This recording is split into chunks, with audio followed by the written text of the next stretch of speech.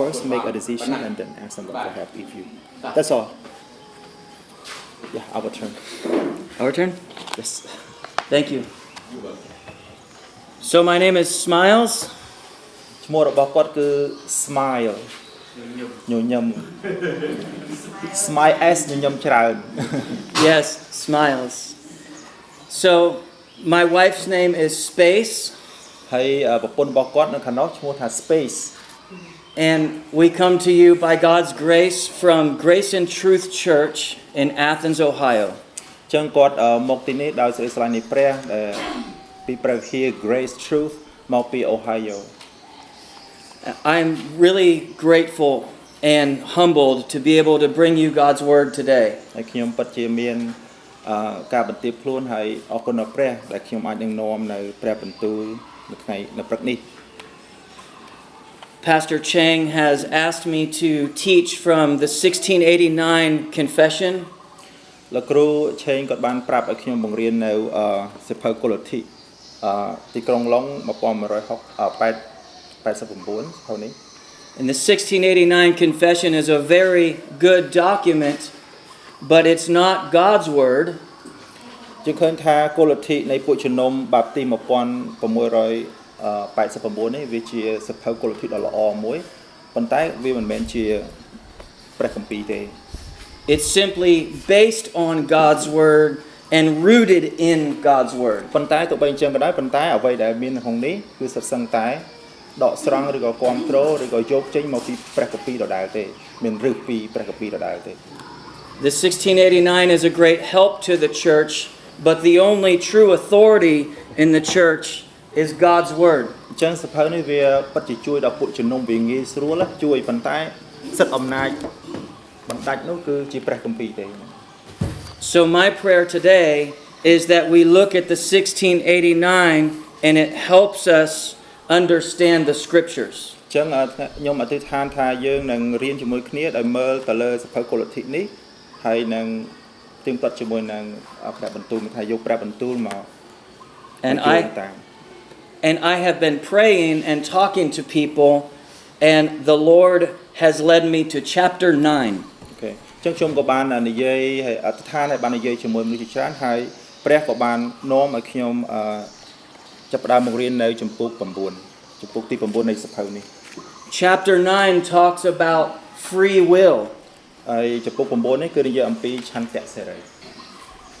It's important that we have a right understanding of the will of man. ពីព្រោះវាជារឿងដែលសំខាន់ដែលយើងត្រូវយល់ឲ្យបានត្រឹមត្រូវអំពីឆន្ទៈរបស់មនុស្សយើងឆន្ទៈសេរីរបស់មនុស្សយើង I understand that you guys have been learning a lot about God's sovereignty. ខ្ញុំក៏បានដឹងថាបងប្អូនរៀនច្រើនមែនទែនតាក់ទងអំពីអធិបតេយ្យភាពរបស់ព្រះជាម្ចាស់ How he is gracious and he loves his people from before the foundation of the world. គឺថាមុនកំណើតនៃផែនដីព្រះអង្គបានស្រឡាញ់ព្រះអង្គបានមានសេចក្តីសប្បុរសសម្រាប់មនុស្សទាំងអស់ And how we do not choose him apart from his grace at work in us. He chooses us by his grace. អញ្ចឹងយើងមិនមែនជាអ្នកដែលជ្រើសរើសព្រះទេគឺដោយសារព្រះគុណរបស់ព្រះគឺព្រះអង្គមានព្រះគុណជ្រើសរើសយើង So what about the will of man? Do we not have a will? ចុះចំណែកឆន្ទៈសេរីរបស់មនុស្សយើងវិញតើយើងមានឆន្ទៈសេរីអត់ Let's look at the 1689 confession and God's word together and see what they say. ឥឡូវយើងដើម្បីឆ្លើយសំណួរនេះឥឡូវយើងមើលទៅលើសិភៅគុលធិនៃពួកជំនុំបាបទី1689ហើយយើងនឹងមើលព្រះគម្ពីរដែរដើម្បីដឹងពីរឿងនេះបន្ថែម Lanok, will you read paragraph? Yes. Thank you, brother. អធិដ្ឋានបន្តិចជាមួយគ្នា Father, thank you so much for your grace. ព្រះបិតាអើយគុណអរព្រះគុណទ្រង់សម្រាប់ព្រះគុណទ្រង់ Thank you for loving your people from before the foundation of the world. អរគុណសម្រាប់ដែលទ្រង់បានស្រឡាញ់មនុស្សមុនកំណើតនៃផែនដី Thank you for sending your son to purchase your people with your own blood. អរគុណដែលព្រះបិតាបានបញ្ជូនព្រះបុត្រាទ្រង់ដើម្បីលួចពួកគេដោយព្រះលិខិតដ៏ថ្លៃវិសេសរបស់ទ្រង់ And thank you that because death could not hold you, you rose again from the grave. ហើ ហើយអំពើឲ្យសេចក្តីស្លាប់ក៏គ្មានអំណាចទៅលើទ្រង់ហើយទ្រង់បានរស់ពីសគត់ឡើងវិញ Thank you, Lord, for raising your people up with you in Christ. អរគុណព្រះអង្គដែលទ្រង់បានឲ្យរាជរបស់ផងទ្រង់បានរស់ឡើងវិញជាមួយនឹងព្រះគ្រីស្ទដែរ Father, we believe that there are more people that you have loved from before the foundation of the world that are not yet in Christ. ព្រះអង្គឲ្យកូនក៏អរគុណព្រះវិតាកូនក៏ជឿថាមនុស្សជាច្រើនដែលទ្រង់បានរើសមុនកំណត់នៃផែនដីក៏មិនទាន់នៅក្នុងព្រះគ្រីស្ទឡើយដែរ So I pray, God, that you would equip us with the teaching of your word. ហើយកូនក៏អធិដ្ឋានសូមឲ្យព្រះអង្គបានបង្រៀនគេយកគេប្រោះលួសគេនៅក្នុងព្រះគុណរបស់ផងព្រះអង្គ And you would give us a love for the truth. ដើម្បីគេមានសេចក្តីស្រឡាញ់និងសេចក្តីពិត And you would give us a love for the lost souls. ហើយដែលទ្រង់បានប្រទានជាសេចក្តីស្រឡាញ់សម្រាប់មនុស្សដែលបាត់បង់ And we would be faithful to take the gospel into the world. ដើម្បីយើងមានភាពស្មោះត្រង់ដើម្បីនឹងនាំដំណឹងល្អទៅកាន់ពិភពលោកដែលបាត់បង់នេះ And you would use your people here at the Church of Mercy to bring the gospel to them and save their souls. ហើយទ្រង់នឹងប្រើរាជរបស់ផងព្រះអង្គនៅព្រះវិហារនេះដើម្បីនឹងនាំដំណឹងល្អទៅកាន់អ្នកដែលបាត់បង់ដូចគ្នា All to your glory alone. សូមថ្វាយសេរីល្អដល់ទ្រង់ In the name of the Father and the Son and the Holy Spirit. Amen. ក្នុងនាមព្រះវិតាវិបុត្រាព្រះវិញ្ញាណបរិសុទ្ធ Amen. Thank you, brother, for reminding us to pray. អរគុណលោកគ្រូដែលបានរំលឹកយើងឲ្យភ្លេចអធិដ្ឋានមុនចាប់ផ្ដើម You could have prayed and I didn't even know it. Pastor ក៏បានរំលឹកចឹងលោកគ្រូគួរតែអធិដ្ឋានទៅ Banak, will you read paragraph 1 of chapter 9 of the 1689 Confession? ចឹងគាត់ឲ្យខ្ញុំអាននៅកថាខណ្ឌទី1ឬក៏លេខ1នៃចំពុក9ដែលនិយាយអំពីឆន្ទៈសេរីពីសភៅនេះចឹងបងប្អូនស្ដាប់ជាធម្មតាព្រះទ្រង់បានប្រទានឲ្យមនុស្សមានឆន្ទៈដែលមានសេរីភាពនិងអំណាចដើម្បីឲ្យយើងជ្រើសរើសដោយគ្មានការបង្ខិតបង្ខំឬការជំរុញឲ្យធ្វើល្អឬអាក្រក់ So paragraph 1 basically teaches that all of us have a will. ចឹងនៅក្នុងកថាខណ្ឌទី1នេះបង្រៀនយើងអំពីថាមនុស្សមានឆន្ទៈ God made it so that we make our own choices. ព្រះទ្រង់បានឲ្យវាដើម្បីឲ្យយើងធ្វើការសម្រេចចិត្តផ្ទាល់ខ្លួនរបស់យើង This is true for mankind before the fall and after the fall. នេះគឺជារឿងពិតជាអ្វីដែលព្រះអង្គបានប្រទានឲ្យយើងមានឆន្ទៈត្រីមុនការធ្លាក់ចុះហើយនិងក្រោយការធ្លាក់ចុះនៃពិភពលោកនេះ Before sin entered the world and after sin មានន័យ entered ថា the មុន world. ពេលដែលអំពើបាបចូលមកក្នុងផែនដីហើយនិងក្រោយពេលអំពើបាបចូលមកក្នុងផែនដី Our hearts have desires. ចឹងចិត្តរបស់យើងគឺមានការសម្រេចចិត្តមានបំណងប្រាថ្នា And from those desires, we freely make our own choices. ចឹងពេលដែលយើងពីការដែលយើងមានបំណងប្រាថ្នាអញ្ចឹងនោះធ្វើឲ្យយើងមានការសម្រេចចិត្ត For example, ឧទាហរណ៍ sometimes people make a choice to get drunk. ដូចជាមនុស្សខ្លះគាត់សម្រេចចិត្តថានឹងផឹកស្រា That is rooted in a desire for pleasure. នេះគឺជាអ្វីដែលគាត់បង្កើតជាបំណងប្រាថ្នារបស់គាត់ដើម្បីភាពសប្បាយរបស់គាត់ That desire is in our hearts. ដែលជាបំណងចិត្តរបស់គាត់ចង់ធ្វើអញ្ចឹងគាត់ចង់ផឹក Another example, ឧទាហរណ៍មួយផ្សេងទៀត we today made a choice to come to church. ដូចជានៅបច្ចុប្បន្ននេះអញ្ចឹងយើងថ្ងៃនេះអញ្ចឹងយើងសម្រេចចិត្តយើងសម្រេចចិត្តដើម្បីមកព្រះវិហារ That's because we have a will to glorify God. ដែលព្រោះតែយើងមានឆន្ទៈមួយឆន្ទៈសេរីមួយឬក៏ការសម្រេចចិត្តមួយក្នុងការថ្វាយសេរីល្អដល់ព្រះទើបយើងមកព្រះវិហារ Even Jesus, being fully human, សូម្បីតែព្រះយេស៊ូវដែលព្រះអង្គយកនិស្ស័យជាមនុស្ស made his own choices. ក៏ទ្រង់បានមានបំណងក្នុងការធ្វើយ៉ាងឆ្ងល់ដែរ Hebrews 4:15 says, នៅក្នុងព្រះគម្ពីរហេព្រើរចំពុក4 Jesus was tempted in every way yet without sin. យើងឃើញថាព្រះអង្គត្រូវសេចក្តីល្បួងគ្រប់យ៉ាងតែព្រះអង្គអត់ធ្វើបាបទេ He was tempted to sin, but he chose to never sin. គឺព្រះអង្គបានត្រូវសេចក្តីល្បួងជាច្រើនដើម្បីឲ្យធ្វើអំពើបាបតែព្រះអង្គសម្រេចមិនធ្វើ Every human being has a will and makes our own choices. អញ្ចឹងមានន័យថាមនុស្សគ្រប់គ្នាព្រមទាំងព្រះអង្គផងយើងមានឆន្ទៈសេរីក្នុងការសម្រេចធ្វើអ្វីមួយ Now let's move to paragraph 2 and you can read it. នេះគឺជាកថាខណ្ឌទី1ដែលនិយាយអំពីមនុស្សមានគ្រប់គ្នាសិតតែមានសេរីភាពឆន្ទៈសេរីឥឡូវយើងចូលដល់កថាខណ្ឌទី2សូមផ្ទៀងសូមស្ដាប់នៅក្នុងភាពដែលគ្មានទោសរបស់ខ្លួនមនុស្សមានសេរីភាពនិងអំណាចដើម្បីធ្វើការដែលល្អនិងជាទីគប់ដល់ព្រះហឫទ័យព្រះជាម្ចាស់ប៉ុន្តែការនេះនឹងមិនមានស្ថិរភាពទេដូច្នេះហើយមនុស្សអាចនឹងត្រូវធ្លាក់ចេញពីស្ថានភាពនោះវិញ Whereas paragraph 1 talks about all people in all of history, គណៈពេលដែលកថាខណ្ឌទី1និយាយអំពីមនុស្សទាំងអស់ប្រវត្តិសាស្ត្រទាំងមូល paragraph 2 only talks about Adam before he sinned. មានថាមានឆន្ទៈសេរីឥឡូវនេះតកតងទៅនឹងកថាខណ្ឌទី2គឺមនុស្សទាំងអស់ធ្លាក់ទៅក្នុងអំពើបាប My brother, will you read Genesis chapter 2 verses 15 through 17? អញ្ចឹងយើងនឹងមើលជាមួយគ្នានៅព្រះគម្ពីរលោកុបាតចំពុក2ខ15ដល់ខ17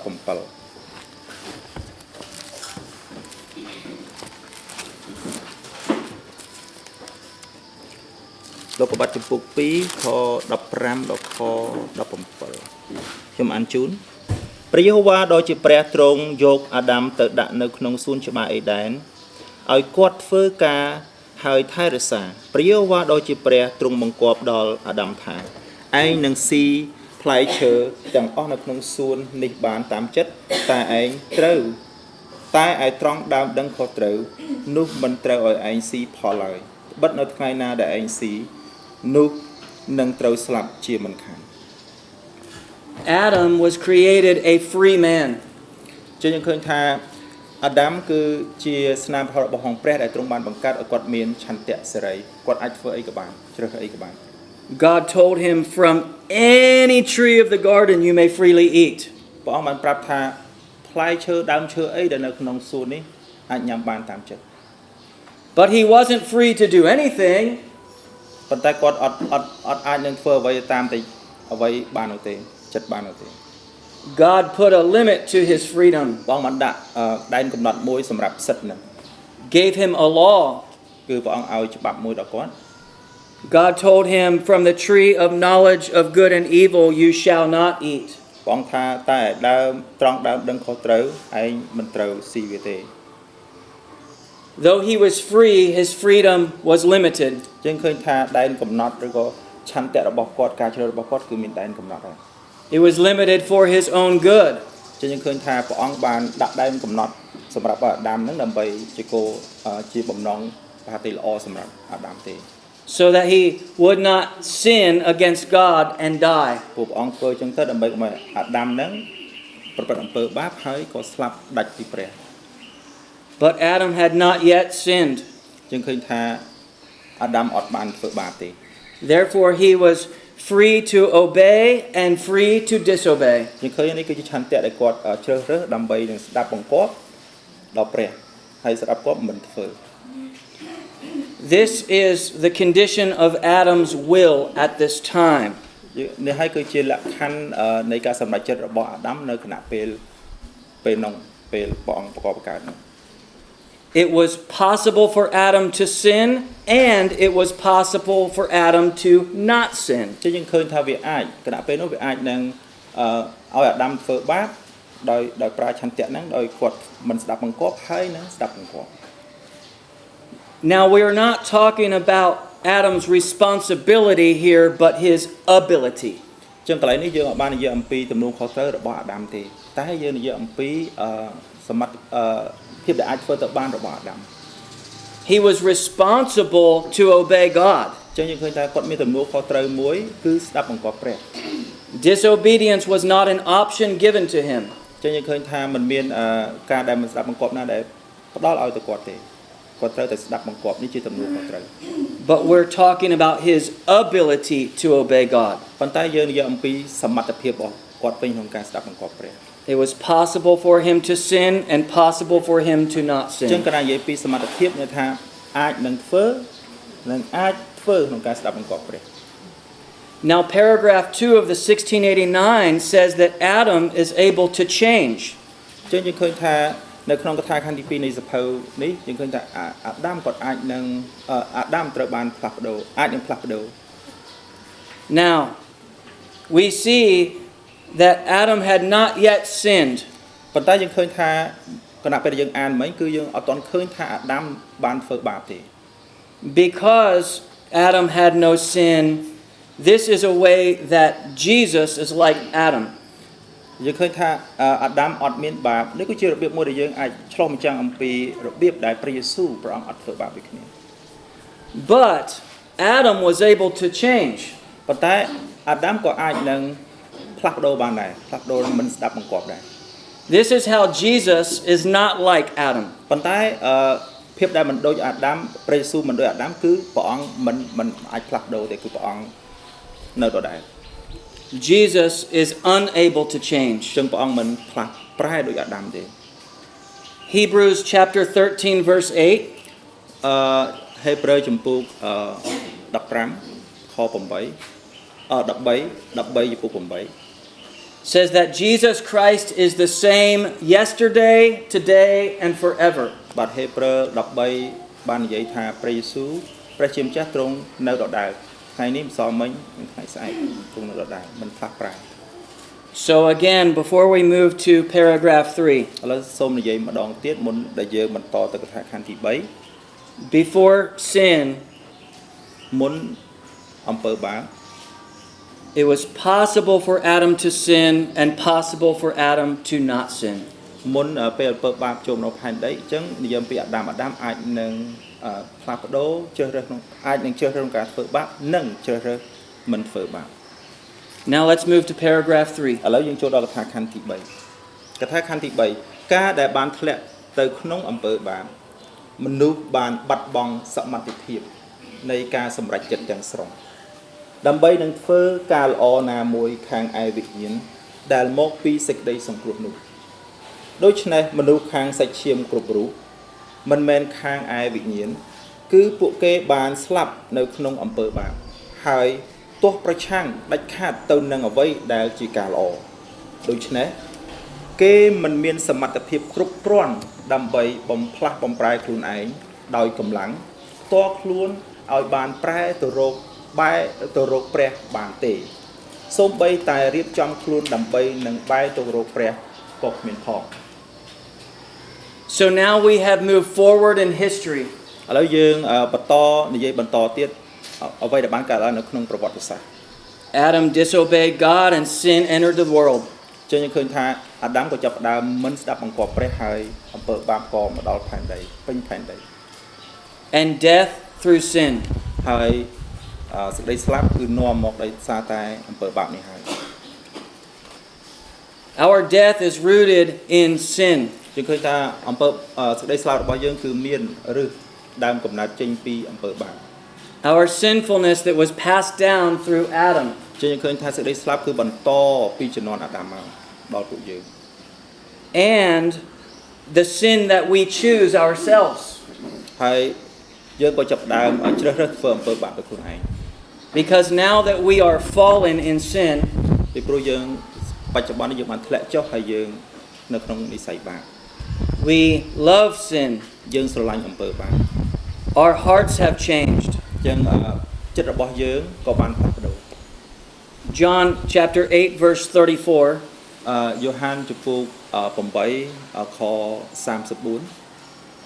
says that he who commits sin is a slave of sin. ចឹងបាននិយាយថាអ្នកណាដែល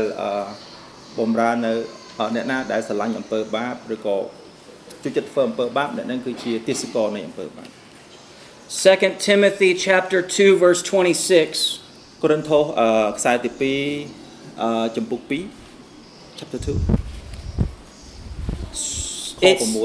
It speaks of unbelievers, គឺនិយាយសំដៅទៅលើអ្នកដែលមិនជឿ people who are not in Christ by his grace. ជាអ្នកដែលមិននៅក្នុងព្រះគ្រីស្ទដោយព្រះគុណរបស់ព្រះអង្គ it says that they are in the snare of the devil. ចឹងយើងឃើញថាគឺជារាប់ខកពីនឹងប្រាប់ថាគឺជារាប់អ្នកនោះថាគឺជានេះនៅអំពើបាប A snare is like a trap. គឺជាអន្ទាក់បាទគេធ្លាក់នៅក្នុងអន្ទាក់នៃអំពើបាបដូចជាអន្ទាក់ហ្នឹង The verse says that they are held captive to do the will of the devil. ចឹងយើងគិតថាពួកគេត្រូវបានចាប់ថាក៏សោបដើម្បីឲ្យធ្វើតែរឿងអ្វីដែលជាអំពើបាប This is the condition of unbelieving man. នេះហើយគឺជាលក្ខខណ្ឌសម្រាប់អ្នកដែលមិនជឿ From conception, from birth, បាទពីនិស្ស័យពីកំណើតពីមនសិការ unbelievers are slaves of sin, ចឹងអ្នកដែលមិនជឿគឺជាទាសករនៃអំពើបាប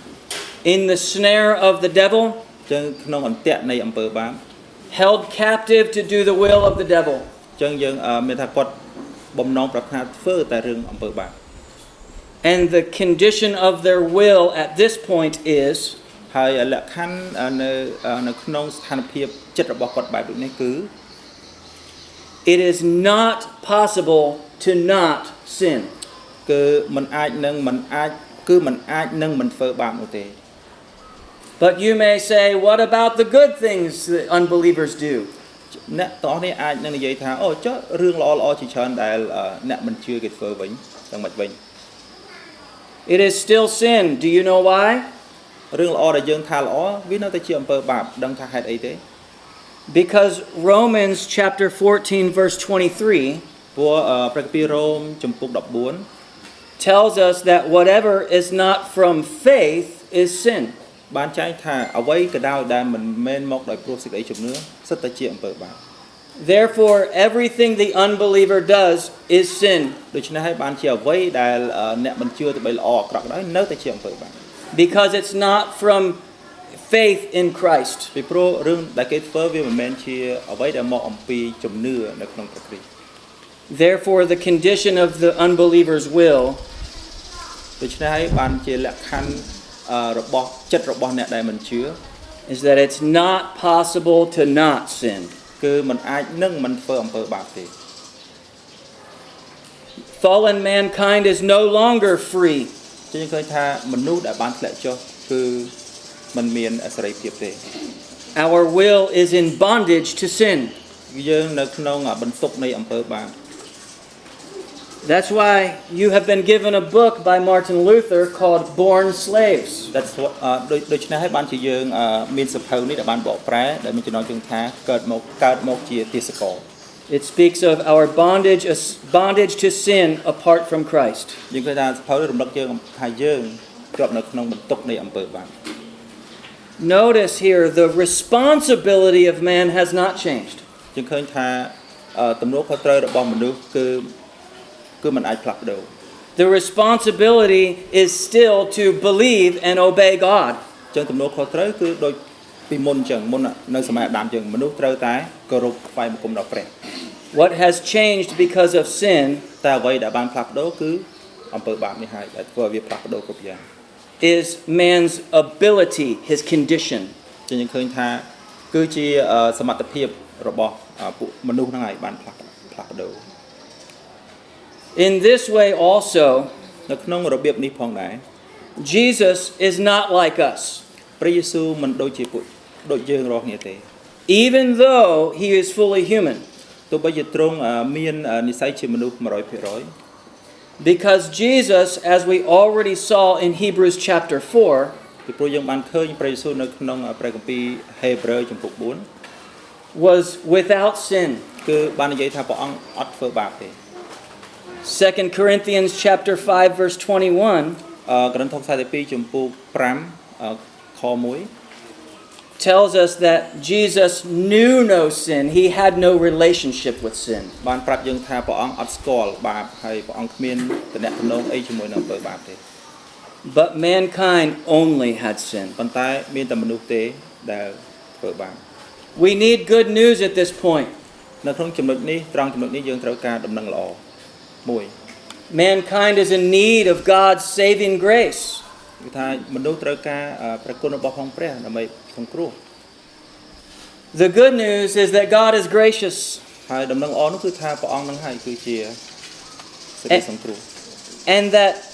there are people in this world that he came to save from their sin. sorry There are ចឹងមិនមានមនុស្សណានៅក្នុងផែនដីនេះដែលបានសង្គ្រោះដោយសារខ្លួនឯងទេ and he did accomplish that redemption. គឺពួកគេគឺត្រូវដាច់ខាតត្រូវការការប្រោះលូក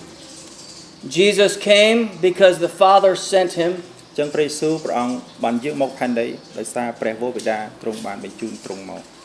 And he came to live without any sin. ចឹងយើងឃើញថាព្រះអង្គរស់នៅដោយមិនធ្វើអំពើបាប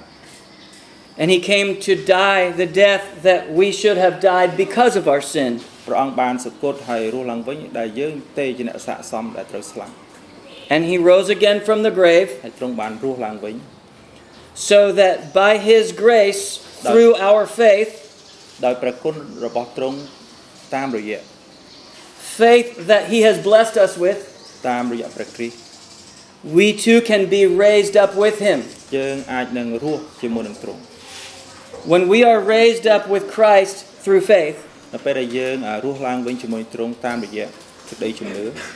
we become new creatures. យើងនឹងខ្លាចជាមនុស្សថ្មី Everything old has passed away. អ្វីចាស់ៗរបស់យើងនឹងកន្លងផុតទៅ Everything has become new. ចឹងអ្វីគ្រប់យ៉ាងនឹងទៅជាថ្មី That is found in 2 Corinthians 5:17. នេះយើងនឹងឃើញនៅក្នុងព្រះគម្ពីរកូរិនថូសចំពុក And by God's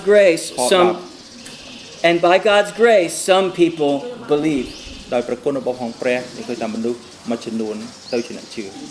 and become new in Christ. ហើយគេក៏បានក្លាយទៅជាមនុស្សថ្មីនៅក្នុងព្រះគ្រីស្ទ We become alive in Christ. យើងមានជីវិតនៅក្នុងព្រះគ្រីស្ទ We have been raised up with Christ, យើងបានរស់ឡើងវិញជាមួយព្រះគ្រីស្ទ seated with Christ in the heavenly places, យើងអាចមានកន្លែងមួយនៅជាមួយនឹងព្រះគ្រីស្ទនៅឯនគរស្ថានសួគ៌ held firmly in his hand, យើងកាន់ដៃយ៉ាងជាប់ជាមួយនឹងព្រះអង្គ and we are given new hearts, ហើយយើងត្រូវបានប្រទាននៅចិត្តថ្មី new desires, បំណងប្រាថ្នាថ្មី a new will. ហើយនឹងឆន្ទៈថ្មី The responsibility stays the same, ទំនួលខុសត្រូវគឺនៅតែដដែល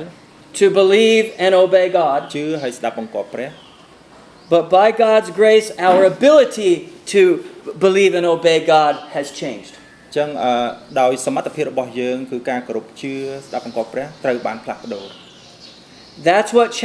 That's what paragraph 4 talks about. នេះហើយគឺជាអ្វីដែលនៅកថាខណ្ឌទី4នឹងប្រាប់យើងនៅក្នុងសភៅនេះអូខេអញ្ចឹងចំណុចទី4នៅពេលដែលព្រះជាម្ចាស់បំផ្លាស់បំប្រែមនុស្សមានបាបទ្រង់នាំពួកគេចេញពីអំពើបាបដោយដាក់ពួកគេទៅក្នុងព្រះគុណរបស់ទ្រង់នោះមានន័យថាទ្រង់បានស្រាយពួកគេចេញពីចំណងអំពើបាបហើយដោយព្រះគុណទ្រង់តែមួយទ្រង់ធ្វើឲ្យពួកគេមានឆន្ទៈនិងអាចធ្វើការល្អខាងឯវិញ្ញាណវិញបានប៉ុន្តែពួកគេនៅតែមានសេចក្តីអាក្រក់ខ្លះៗដែរដូច្នេះឆន្ទៈរបស់ពួកគេ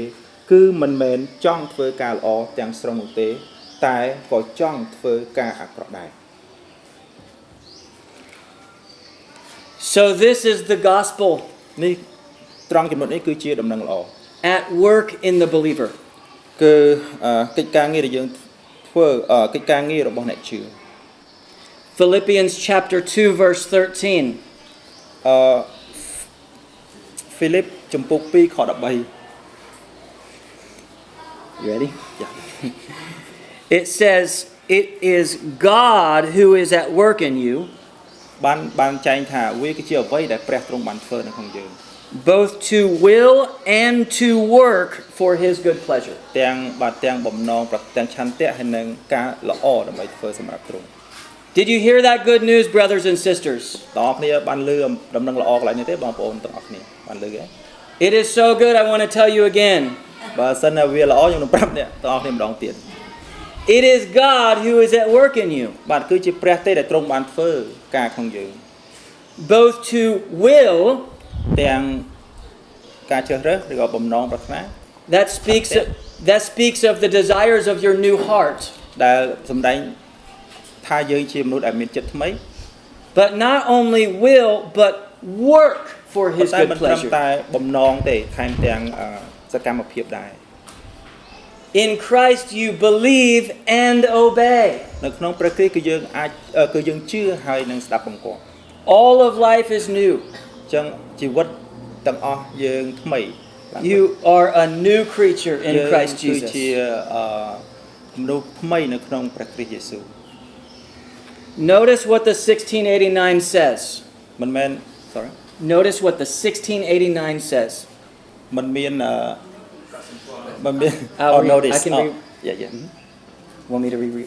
reword it? yeah My brother just read in the 1689. អញ្ចឹងខ្ញុំទៅតែបានអាននៅកូឡូធី1689នេះ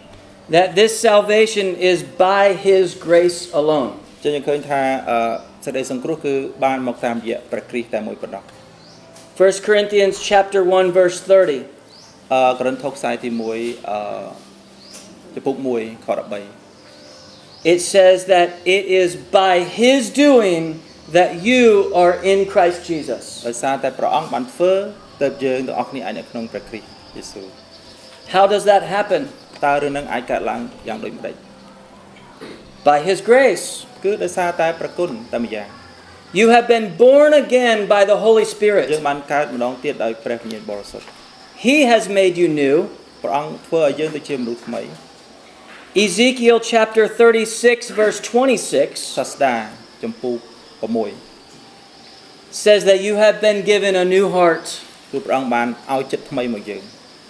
and He has placed His Spirit within you. ហើយព្រះអង្គក៏បានដាក់វិញ្ញាណថ្មីនៅក្នុងយើងដែរ But we're not perfect yet. ប៉ុន្តែយ៉ាងណាយើងអត់គ្រប់លក្ខទេ Romans chapter 7 talks a lot about that. ហើយក្នុងចំណុចនេះយើងឃើញថាព្រះគម្ពីររ៉ូមចំពុក7និយាយច្រើនត្រង់ហ្នឹងចំណុចហ្នឹង Like the apostle Paul, we struggle with sin. ដូចជាសាវកប៉ូលចឹងក៏គាត់តយុទ្ធនឹងអំពើបាបដែរ Even as believers being made new, we struggle with sin. សូម្បីតែយើងដែលបានកើតជាថ្មីហើយក៏យើងនៅតែតយុទ្ធនឹងអំពើបាបដូចគ្នា Therefore, our condition at this point in Christ ដូច្នេះហើយបានយើងឃើញថានេះជាចំណុចមួយលក្ខខណ្ឌមួយនៅក្នុងព្រះគ្រីស្ទ is that because we have been set free from our slavery to sin, ដោយព្រោះតែយើងបានដោះឲ្យមានសេរីភាពពីអំពើបាប it is possible for us to not sin. វាអាចនឹងឲ្យយើងទៅរួចក្នុងការដែលយើងមិនធ្វើអំពើបាប So we have moved from before sin ឥឡូវយើងចាប់ផ្ដើមរំកិលពីរឿងមុនអំពើបាបមកដល់ផែនដី For Adam, it was possible to sin, possible to not sin. ដែលនិយាយអំពីអាដាមអាចនឹងសម្រេចចិត្តធ្វើបាបឬក៏មិនធ្វើបាប Then sin came into the world, ហើយអំពើបាបមកដល់ផែនដីយើង and then for the unbeliever, ហើយឥឡូវមកដល់រឿងរបស់យើងអ្នកដែលមិនជឿ it is not possible to not sin. គឺมันអាចថាមិនធ្វើបាបទេ But now for the believer, តែឥឡូវសម្រាប់យើងអ្នកជឿ it is possible to not sin. គឺអាចនឹងមិនធ្វើបាបបាន Romans chapter 6:18ព្រះគម្ពីររ៉ូមចំពុក6ខ18 says that we have been freed from sin. បាននិយាយថាយើងបានដោះឲ្យមានសេរីភាពពីអំពើបាប The responsibility remains the same. ទំនួលខុសត្រូវរបស់យើងនៅតែដដែល To believe and obey God. ជឿហើយស្ដាប់បង្គាប់ព្រះ But our ability has changed by His grace. ប៉ុន្តែឥឡូវនេះសមត្ថភាពរបស់យើងត្រូវបានបដូរដោយព្រះគុណរបស់ផងព្រះ Now we are able to believe and obey ឥ God ឡូវយើងអាចជឿដូរគឺថាឥឡូវយើងអាចជឿហើយនឹងស្ដាប់បង្គាប់ព្រះ with the new heart that He has given មួយ us. នឹងចិត្តថ្មីដែលទ្រង់បានប្រទានឲ្យ Let's move to the last paragraph in the chapter. ឥឡូវយើងបន្តទៅចំណុចចុងក្រោយកថាខណ្ឌចុងក្រោយនៃសភៅនេះនៃចំពុកនេះលេខ5ឆន្ទៈរបស់មនុស្សត្រូវបានបង្កើតឡើងដោយមានសេរីភាពគ្រប់លក្ខនិងដោយការមិនផ្លាស់ប្ដូរដើម្បីធ្វើតែការល្អបន្ទាប់ពីពួកគេត្រូវបានដំកើងឡើង គឺមិនមែនមុនពេលដែលពួកគេត្រូវបានដំកើងឡើងនោះទេ This is very good news. បាទចំណុចមួយនេះកាន់តែជាចំណុចដំណឹងល្អកាន់តែពិសេសទៀតហើយ One day, our struggle with sin, ថ្ងៃមួយដែលខ្ញុំតយុទ្ធនឹងអំពើបាប one soon day, ថ្ងៃមួយ the day is coming very soon, ថ្ងៃមួយខាងមុខខ្ញុំនឹងតយុទ្ធនឹងអំពើបាប when there will be no more sin in our lives. គឺជាថ្ងៃមួយដែលគ្មានអំពើបាប But only for the believer. តែសម្រាប់តែអ្នកដែលជឿទេសំទោសគាត់ចង់និយាយថាថ្ងៃមួយគឺជាថ្ងៃនឹងមកដល់ដែលគ្មានអំពើបាបហើយរឿងនោះគឺសម្រាប់តែអ្នកដែលជឿប៉ុណ្ណោះ This is what Romans chapter 9 verse 23 says about God's people. នេះហើយគឺជាអ្វីដែលព្រះគម្ពីររ៉ូមចំពោះ9ខ23បាននិយាយអំពីរាជរបស់ផងព្រះ That we are vessels of his mercy. ដែលយើងនឹងមាននៅព្រះគុណរបស់សេចក្តីមេត្តាករុណារបស់ផងព្រះ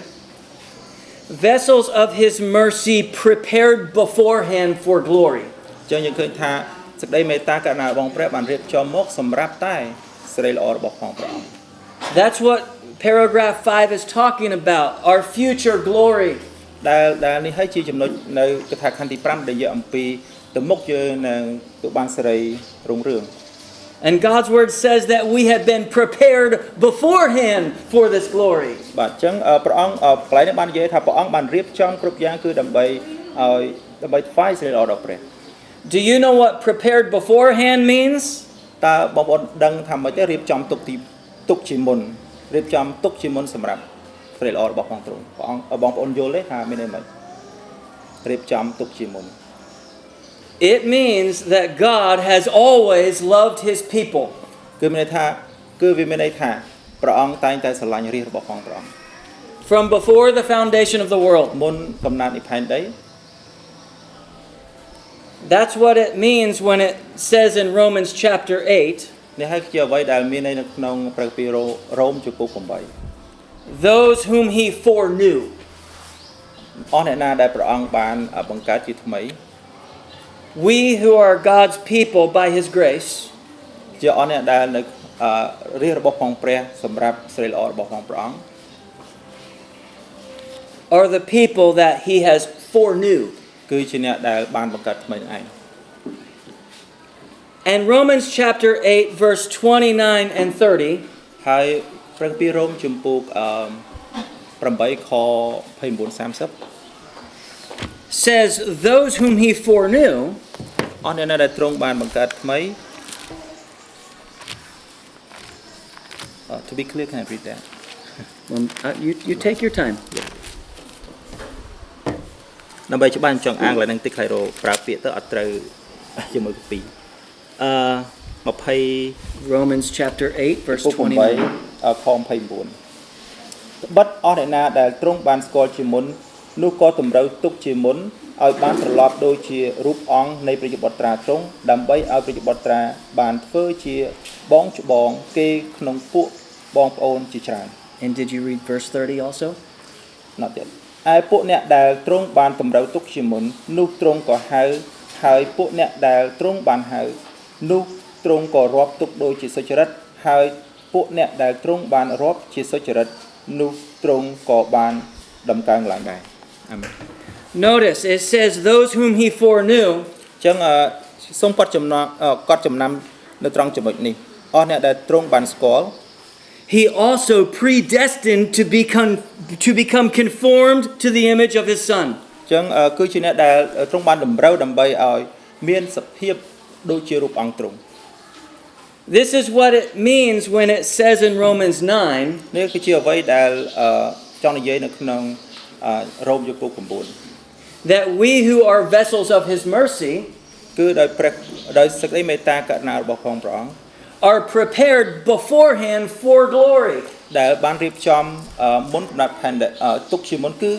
សម្រាប់ដំកើងឡើង We have been predestined. យើងត្រូវបានតម្រូវទុកជាមុន But it goes on. Look at verse 30. តែវានៅតែបន្តនៅក្នុងខ30 these whom he predestined, អស់អ្នកណាដែលទ្រង់បានតម្រូវទុកជាមុន he also called to himself. ទ្រង់ក៏បានហៅពួកអ្នកដែលទ្រង់បានហៅមកឲ្យទ្រង់ And these whom he called, ហើយអស់អ្នកដែលទ្រង់បានហៅ he also justified. ទ្រង់ក៏រាប់ជាសុចរិត Now in Christ having been justified, ឥឡូវនេះយើងនៅក្នុងព្រះគ្រីស្ទ we are clothed in his righteousness. នៅក្នុងព្រះគ្រីស្ទយើងរាប់ជាសុចរិត Listen, សូមស្ដាប់ these whom he justified, អស់អ្នកណាដែលទ្រង់បានរាប់ជាសុចរិត he also glorified. គឺជាអស់អ្នកដែលបានដំកើងឡើងដែរ And once we have been glorified, ហើយនៅពេលណាដែលយើងបានដំកើងឡើង when we see Jesus face to face, គឺពេលដែលយើងឃើញព្រះអង្គទល់មុខនឹងមុខ and we are with him in the fullness of glory, យើងនឹងដំកើងឡើងជាមួយនឹងព្រះគ្រីស្ទ our condition has changed, ឥឡូវនេះលក្ខខណ្ឌរបស់យើងត្រូវបានផ្លាស់ប្ដូរ and therefore it is not possible for us to sin. គឺលក្ខខណ្ឌនោះគឺថាគឺយើងនឹងលែងធ្វើបាប Isn't this good news, brothers and sisters? តើវាមិនមែនជាដំណឹងល្អទេបងប្អូនអរគ្នា One day sin will be no more, ថ្ងៃមួយអំពើបាបនឹងលែងមាន because in Christ you have been predestined for glory. ពីព្រោះនៅក្នុងព្រះគ្រីស្ទយើងបានតម្រូវទុកជាមុនដើម្បីដំកើងឡើង And he who has loved you from before the foundation of the world, អស់អ្នកណាដែលស្រឡាញ់ព្រះអង្គហើយព្រះអង្គតម្រូវមុនកំណត់នៃផែនដី by his grace has saved you and given you a new heart. ដោយព្រះគុណរបស់ផងព្រះហើយព្រះអង្គបានប្រទានចិត្តថ្មីឲ្យយើង And because he has saved you and loves you, he will keep you. ដោយព្រោះតែទ្រង់ស្រឡាញ់បងប្អូនហើយព្រះអង្គនឹងរក្សាបងប្អូន You are held firmly and safely in his hands forever. នោះបងប្អូននឹងមានសុខសុវត្ថិភាពនៅក្នុងព្រះហស្ថរបស់ផងទ្រង់ជ្រាងរហូត And you and me as brothers and sisters, បងប្អូនហើយនឹងខ្ញុំបងប្អូនប្រុសស្រីទាំងអស់គ្នា and as the beloved children of God, គឺជាបុត្រស្ងួនភ្ងារបស់ផងព្រះអង្គ one day we will see him face to face, ថ្ងៃមួយយើងនឹងឃើញព្រះអង្គប្រទល់មុខនឹងមុខ and it will not be possible for us to sin, ហើយវានឹងមិនអាចឲ្យយើងនឹងធ្វើបាបតទៅទៀតបានទេ because we will be with him in glory ពីព្រោះយើងត្រូវបានកើងឡើងជាមួយនឹងទ្រង់ forever and ever. ជារៀងរហូត Amen. អាមែនអរគុណព្រះ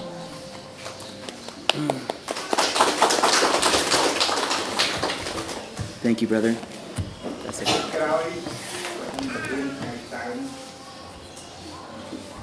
So next week you're gonna teach again. What am I teaching on next week? តើ You'll tell me later? Come back and find out. កន្លែងហ្នឹងគេបកប្រែកន្លែងហ្នឹងកុំឲ្យបងប្អូនដឹង God bless you. បាទក៏ឲ្យដឹងមុនគាត់ឲ្យដឹងមុន God bless you, brothers and sisters. Thank you. បាទអរគុណបងប្អូនទាំងអស់គ្នាសូមព្រះអង្គប្រទានពរ Oh, let me close pray តើសូមទុកថាមានចាប់ព្រះបិតានៃទូបង្គំដែលគង់ឋានសួគ៌ព្រះអង្គអើយគុណអរប្រគុណទ្រង់សម្រាប់ឱកាសជាថ្មីម្ដងទៀតដែលបងប្អូនទាំងអស់គ្នាបានមកជួបជុំគ្នាដើម្បីនឹងគ្រប់ថ្វាយបង្គំព្រះអង្គហើយក៏មានថ្នាក់ Sunday School ហើយអរគុណព្រះអង្គសម្រាប់ Smile ដែលគាត់បាននាំនៅមេរៀនដែលតកតងអំពីឆន្ទៈសេរីដែលចេញពីសៀវភៅគោលធិ1689ព្រះអង្គគុណអរប្រគុណទ្រង់ដែលទ្រង់បានប្រើប្រាស់គាត់ដើម្បីរំលឹកយើងខ្ញុំម្ដងទៀតអំពីឆន្ទៈសេរីគឺថាទូបង្គំទាំងអស់គ្នាមិនមានសិទ្ធិមិនមានអំណាចមិនមានសមត្ថភាពឯណាដើម្បីនឹងជ្រើសរើសព្រះអង្គទេពីព្រោះព្រះគម្ពីររ៉ូមបានបញ្ជាក់យ៉ាងច្បាស់ថានិស្ស័យបាបនិស្ស័យគំនិតការជ្រើសរើសគឺត្រូវបានខូចរលួយដោយព្រោះតែអំពើបាបដែលអាដាមបានធ្វើឲ្យបន្តមកកាន់យើងខ្ញុំទាំងអស់គ្នាយើងខ្ញុំនៅក្នុងនិស្ស័យបាបវាគ្មានលទ្ធភាពដើម្បីនឹងជ្រើសរើសព្រះអង្គឡើយគឺដោយសារព្រះគុណព្រះអង្គតែមួយប៉ុណ្ណោះដែលទ្រង់បានជួយឲ្យយើងខ្ញុំបានជាកូនរបស់ផងព្រះអង្គនេះបង្ហាញអំពីការរើសដែលទ្រង់បានដៅសម្រាប់យើងខ្ញុំព្រះអង្គហើយកូនក៏អរគុណទ្រង់សម្រាប់ការរំលឹកមួយទៀតគឺសៀវភៅដែលកូនត្រូវអានគឺ Born Slave ដែលយើងខ្ញុំត្រូវតែអានដើម្បីបានដឹងច្បាស់ថាយើងខ្ញុំទាំងអស់គ្នាបានកើតមកជាទាសករ ទាស្ករមិនមានសិទ្ធិក្នុងការជ្រើសរើសមិនមានសិទ្ធិក្នុងការតថ្លៃជាមួយនឹងព្រះអង្គឡើយគឺព្រះអង្គជាម្ចាស់ព្រះអង្គគុណអរប្រគុណទ្រង់ហើយសូមទ្រង់បានឲ្យព្រះបន្ទូលជាពិសេសមេរៀនដែលលំបាកនេះដើម្បីចូលក្នុងជីវិតរបស់យើងខ្ញុំឲ្យយើងខ្ញុំបានចងចាំហើយសូមទ្រង់បានគង់នៅជាមួយអរប្រគុណទ្រង់គុណសូមទូលថ្វាយគ្រប់ការទាំងអស់នេះក្នុងនាមព្រះអង្គម្ចាស់ព្រះយេស៊ូវគ្រីស្ទ Amen. Thank you.